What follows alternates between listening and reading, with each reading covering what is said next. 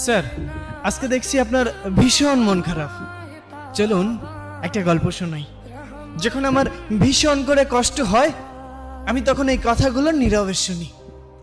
ধরুন আপনার খুব অসুস্থ মনে হচ্ছে, কেমন জানি শূন্য শূন্য লাগছে, ক্লান্তি লাগছে। তখন আপনি একজন ডক্টরের শরণাপন্ন হইলেন। ডক্টর আপনাকে অনেকগুলো রিপোর্ট দিল। আপনি পরীক্ষাগুলো করে রিপোর্টগুলো ডক্টরের হাতে তুলে দিলেন। ডক্টর রিপোর্টটা হাতে নিয়ে আপনার মুখের দিকে তাকাচ্ছে, আবার রিপোর্টের দিকে তাকাচ্ছে। তখন আপনাকে জিজ্ঞাসা করলো, আপনার সাথে কেউ আসেনি? তখন আপনি বললেন, না, আমি একাই এসেছি। অনেক দিন ধরেই ক্লান্ত মনে হচ্ছে, কেমন জানি মনে হচ্ছে, আমি জানি না। তখন ডক্টর অনেকটা মলিন মুখে বললেন, হয়তো আপনাকে এই কথাটা বলা উচিত হবে না, কিন্তু তারপরও যেহেতু আপনার সাথে কেউ নেই, আপনাকেই বলতে চাই, আপনি আর 2 মাস বাঁচবেন।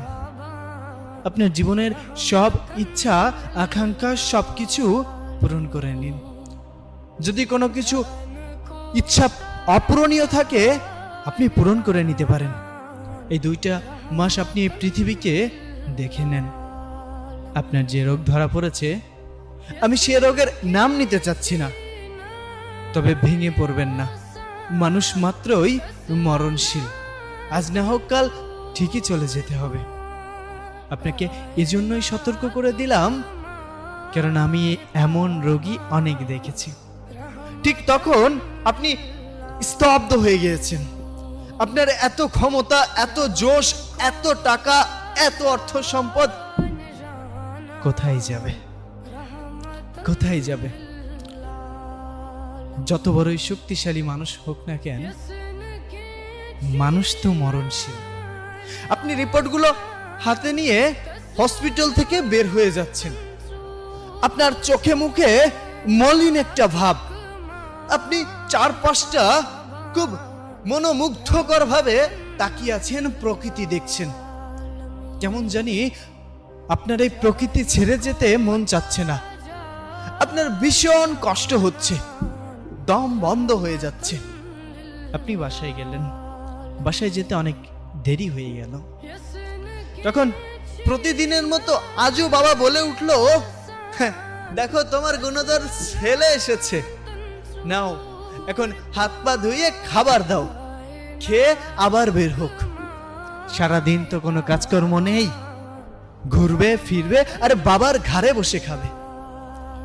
আপনি কথাগুলো শুনছেন, কিন্তু আজ আর কোনো প্রতিবাদ করলেন না। আজ শুধু নীরবে শুনে গেলেন কথাগুলো।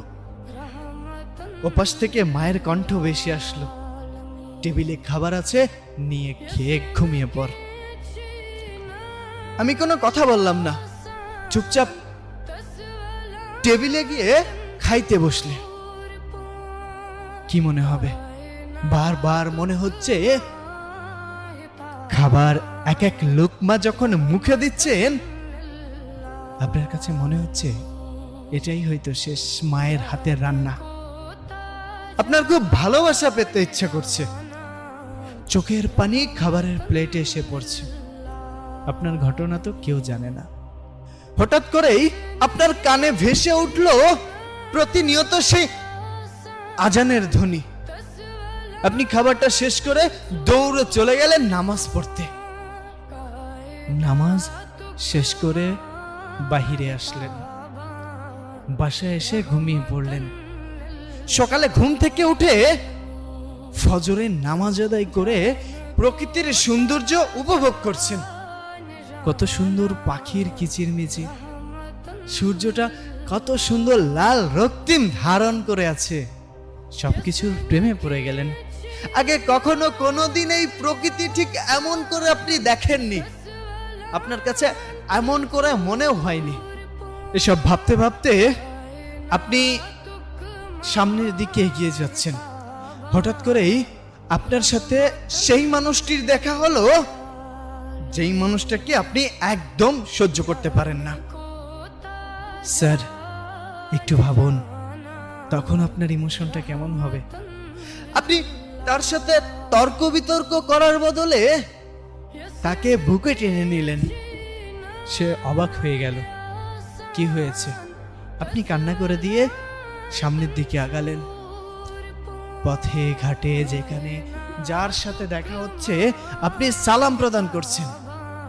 আপনি হঠাৎ করেই দেখলেন রাস্তার পাশে একটা কুকুর শুয়ে আছে। আপনি দোকান থেকে একটা রুটি কিনে এনে নিজে হাতে ওই কুকুরটিকে খাওয়াচ্ছেন। অথচ এভাবে কখনোই আপনি প্রকৃতির প্রেমে পড়েননি।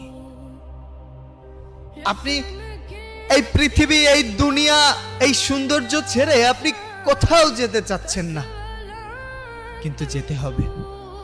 আপনি আস্তে আস্তে দুর্বল হয়ে পড়ছেন।